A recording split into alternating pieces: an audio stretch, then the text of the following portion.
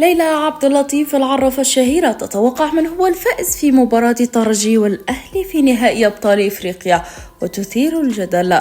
لتفاصيل أكثر عن الخبر ابقوا معنا.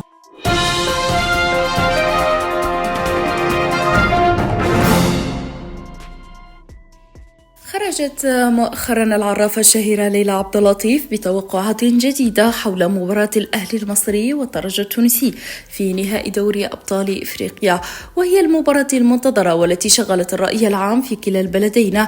وتوقعت ليلى عبد اللطيف خلال تصريحات أفادت بها أن الترجي الرياضي التونسي سيفوز على الأهلي المصري في إياب نهائي دوري أبطال إفريقيا. وأكدت عبد اللطيف أن الترجي سيحقق الانتصار بفضل دفاعه القوي، وأن الفريق لن يستقبل أهدافا في المباراة النهائية مما يجعل اللقب أقرب له. كما كانت عبد اللطيف ليلى قد تنبأت مسبقا بتأهل الترجي للنهائي بعد فوزه على صن داونز الجنوب إفريقية في نصف النهائية، محذرة من خطورة الهجمات المرتدة ولكن مشددة على استغلال الفرص وتحكم الفريق برتم المباراة.